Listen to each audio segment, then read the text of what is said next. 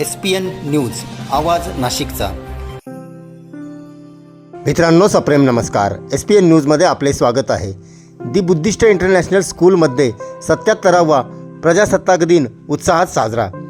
चिमुकल्यांचं नृत्य व नाटिकेने वेधले उपस्थित यांचे लक्ष।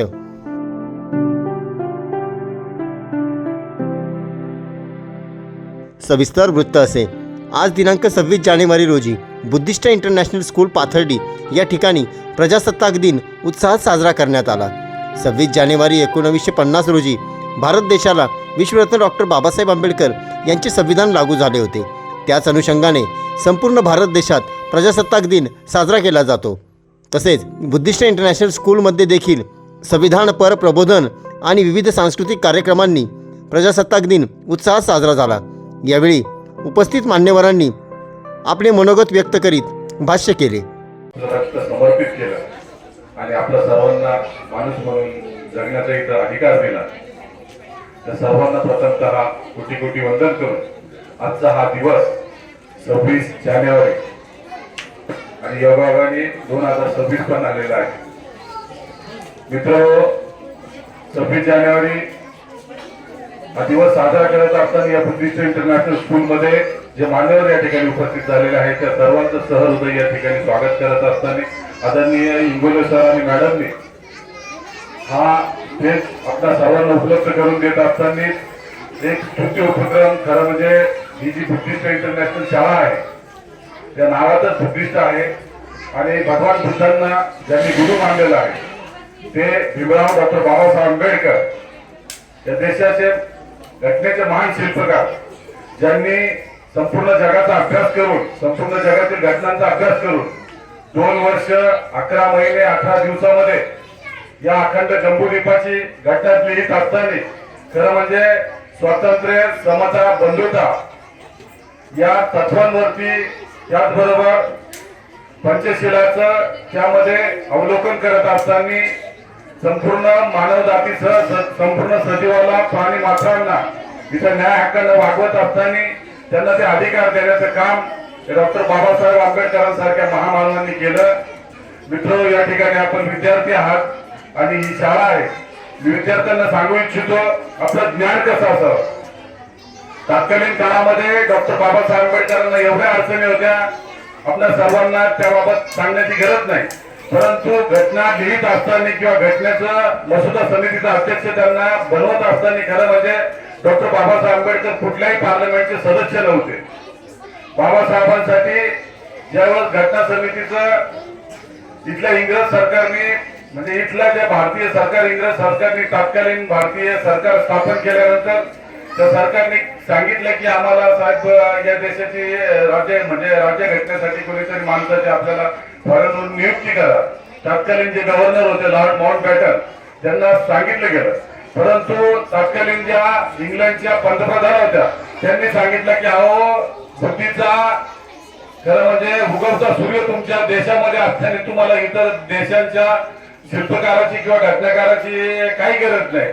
त्यामध्ये कोणतं डॉक्टर बाबासाहेब आंबेडकरांचं नाव हे संपूर्ण फॉरेन मधून खरं म्हणजे इंग्लंडहून सुचवलं गेलं, अमेरिकेहून सुचवलं गेलं। ते सुचवलं जात असताना मित्र हो, बाबासाहेब कुठल्याही पार्लमेंटचे सदस्य नव्हते। मुंबईमधील तत्कालीन मला वाटतं जयकर की कुणीतरी महात्मा गांधींनी त्यांना सांगितलं की तुम्ही राजीनामा द्या। राजीनामा दिल्यानंतर बाबासाहेबांना तिथून बिनविरोध निवडून आल्यानंतर मग बाबासाहेबांना घटना समितीमध्ये मसुदा समितीमध्ये घेण्यात आलं आणि संपूर्ण मसुदा समिती खरं म्हणजे त्यामध्ये बरेच सदस्य होते, परंतु बाबासाहेबांनी स्वतःच्या ज्ञानावरती इतर सदस्य काही आजारी पडले, काही एक्सपायर झाले, काही ना त्यामधलं काही कळत नव्हतं, परंतु त्या वर्गाचं प्रतिनिधित्व करत असताना त्यांना तिथं प्रतिनिधित्व दिलं गेलं होतं। आणि या संपूर्ण घटना समितीचं काम खरं म्हणजे बाबासाहेबांच्या उत्तरार्धामध्ये तत्कालीन काळामध्ये बाबासाहेबांना डायबिटीस सारख्या आजाराने फार ग्रस्त होतं। अशाही काळामध्ये 16 तास 18 तास बाबासाहेब एक कलमावरती काम करत असताना ही संपूर्ण घटना समितीचे त्यावेळेस जे 340 कलम होते ते प्रत्येक कलम लिहित असताना त्याचे पोट कलम, त्याच्या दुरुस्त्या आणि ती घटना समिती पुढे ठेवून ते मसुदा समिती पुढे त्याची मंजुरी घेऊन त्यानंतर घटना समिती पुढे ठेवून आणि संपूर्ण त्याचा घोषवारा घेत असताना आपल्या देशामध्ये तत्कालीन काळामध्ये आज तुम्ही आपण इथं मुक्त छंदाने बोलत आहोत, त्याला स्वातंत्र्य म्हणता येईल, समता म्हणता येईल. तत्कालीन काळामध्ये पुरुष समाजाच्या बाबतीत असेल, स्त्रियांच्या बाबतीत असेल, पशुप्राण्यांच्या बाबतीत असेल, किती विदारक स्थिती होती आपल्या सर्वांना खरं म्हणजे पुस्तकात वाचतो. कारण त्याच्या आजच्या 77 वर्षापूर्वी प्रजासत्ताक दिन हा आपल्या देशामध्ये लागू झाला. म्हणजे 26 नोव्हेंबरला डॉक्टर बाबासाहेब आंबेडकरांनी भारताची राज्यघटना आपल्या देशाला सुपूर्द केली आणि त्याच्या 2 महिन्यानंतरच ही राज्यघटना आपल्या देशामध्ये म्हणजे 26 जानेवारी 1950 रोजी आपल्या देशामध्ये लागू झाली. तर आपण आपल्या देशाची जी राज्यघटना आहे तिचा एका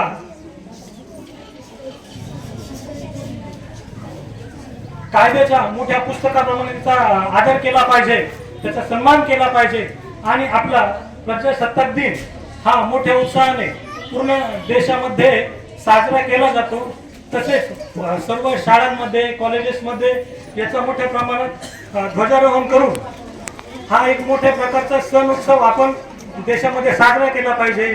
तसेच आपल्या देशाला आपण बळकटी देण्यासाठी, आपल्या देशाचे रक्षण करण्यासाठी आपण प्रजासत्ताक दिनानिमित्त वेगवेगळ्या कार्यक्रमांचे आयोजन केले जाते. तरी मी बोलून 2 शब्द थांबवतो. जय भीम, जय बुद्ध, जय भारत. जय भीम. आज रोजी आपण इथे खूप छान प्रकारे हा डे सेलिब्रेट करत आहोत आणि तो म्हणजे 26 जानेवारी मेन्स रिपब्लिक डे. हा रिपब्लिक डे प्रत्येक स्कूलमध्ये साजरा होतच असतो आणि प्रत्येक सरकारी कार्यालयामध्ये सुद्धा साजरा होत असतो. परंतु हा साजरा करण्यासाठी आता निर्मल सरांनी सांगितलंय त्याचं काय महत्व आहे ते सुद्धा सांगितलंय. जो साजरा होत असतो तर तो इंडिपेंडन्स डे साजरा होत असतो. रिपब्लिक डेचं जे महत्व आहे तर ते कुठे सांगितलं जात नाही. म्हणजे ह्या दिवशी काय झालं ते आमच्या माननीय यशवंत सरांनी मांडले, परंतु हे सांगितलं जात नाही. तर ते सांगितलं गेलं पाहिजे की 26 जानेवारी जो आहे तो जी भारत देशाची घटना डॉक्टर बाबासाहेब आंबेडकर यांनी लिहिलेली आहे आणि ती घटना आज रोजी पासून म्हणजे 26 जानेवारी 1950 पासून ती अंमलात आली आणि ती लागू करण्यात आली आणि त्या संविधानानुसार आपल्या देशाचा राज्यकारभार चालू आहे. म्हणजे जे रूल्स आणि रेग्युलेशन्स सर्व ठिकाणी वापरले जातात, मग त्या कुठल्याही सरकारी कार्यालय असो किंवा सरकारी रूल्स असो, GR असो, मंत्रिमंडळ असो, शाळा असो, हे सर्व जे काय आहे तर ते फक्त आपल्या भारतीय संविधानानुसार चालते. इव्हन आपल्या घरातले रूल्स सुद्धा जे काही आहे तर ते सर्व संविधानानुसार चालले पाहिजेत. अशा प्रकारची ही संविधानाची व्यापकता आहे आणि ते माझ्यापेक्षा बेटर माननीय निर्मल सरांनी इथे मांडलेलं आहे. निर्मल सरांचा त्यांच्या भाषणातून हे सुद्धा आलं की डॉक्टर बाबासाहेब आंबेडकर त्यांनी आपल्या देशासाठी काय केलं आणि ते मी आता परत रिपिटेशन करणार नाही. मी आपल्या शाळेबद्दल हे सांगेन की आम्ही मुलांना हीच माहिती देतो की नेमकं 26 जानेवारी काय, डॉक्टर बाबासाहेब आंबेडकरांचं काय काय योगदान आहे आणि त्याच्यानुसार ह्या स्कूल्स चालू आहेत. परंतु बाकीच्या इतर शाळांमध्ये ह्या अशा प्रकारचा प्रोग्राम घेतला जात नाही. इंडिपेंडन्स डे साठी तो घेतला जातो. मला खास करून इथे आमच्या सर्व मुलांचं कौतुक करायचंय की आज रोजी जे आहे तर बरेचसे जे पार्टिसिपंट्स असतात, आमचे टीचर त्यांच्याकडून बरचसं करून घेतात आणि ही सर्व प्रॅक्टिस केल्याच्या नंतर इंडिपेंडन्स डे आणि 26 जानेवारीला कोणीतरी पॅरेंट्स जे आहेत ऐन वेळेला ते पॅरेंट्स त्या विद्यार्थ्याला घेऊन येत नाहीत आणि मग तिथे दुसरा विद्यार्थी ऐन उभा केला तर तिथे ती गडबड होऊन जाते. तर असं पॅरेंट्सनी लक्षात ठेवा की इथून पुढे जे आहे तर ज्या विद्यार्थ्यांना महत्वाचे रोल्स दिलेले आहेत तर ते महत्वाचे रोल्सचे विद्यार्थी बरेच वेळेस ऍबसेंट राहतात. अशा वेळेस आपण ऍबसेंट ठेवले नाही पाहिजे. म्हणजे इथे जे प्रॉब्लेम्स क्रिएट होतात ते फक्त टीचरांनाच फेस होतात आणि ते त्यांना समजतं की अरे हा इथे हा विद्यार्थी इथे काय करायचं. दुसरी एक महत्वाची गोष्ट अशी आहे की आपण इथे 10वी पर्यंत आपण इथे स्कूल काढलेली आहे, परंतु 12वी पर्यंत स्कूलची निर्मिती आपल्याला करायची आहे आणि 12वी पर्यंत स्कूलची निर्मिती करण्यासाठी आपल्याकडे आज रोजी त्या गेस्टला आपण बोलवलं होतं, परंतु ते आलेले नाहीत. त्यांचं नाव आहे फुले बाबा आणि त्यांनी आपल्याला जवळपास 1 ते 1.5 एकर जागा, तशी त्यांची 4 एकर जागा आहे सिन्नरला, तर ते आपल्याला 1.5 एकर पर्यंत जागा जी आहे ती डोनेट करतायत.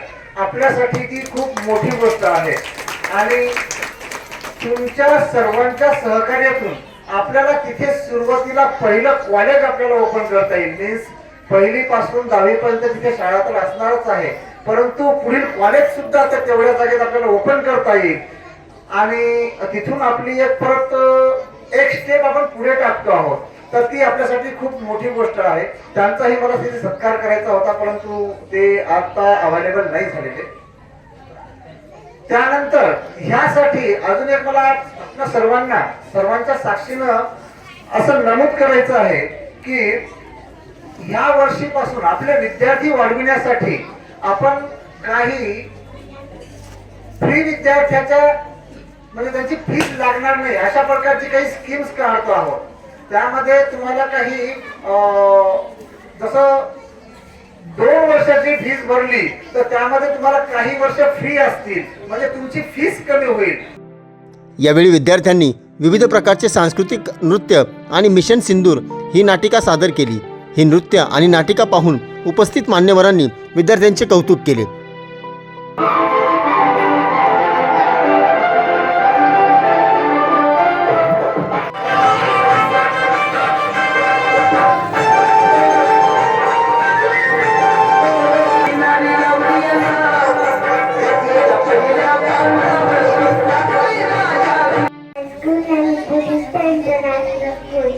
Today is 26th January and we are celebrating 77th Republic Day. Republic Day is Indian National Festival of Education.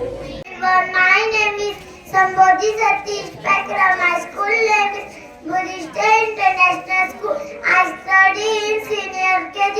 Happy Republic Day. Thank you and JB.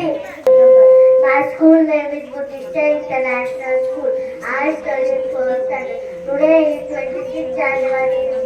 I am celebrating 77th Republic Day. Republic Day is National Festival of India. Thank you. Parents and my dear friends, my name is Master Govind Kumar. I am studying 3rd standard in the Buddha International School, Nashik. Today is 26th January. We are going to celebrate 77th Republic Day. Republic Day is a national festival of India.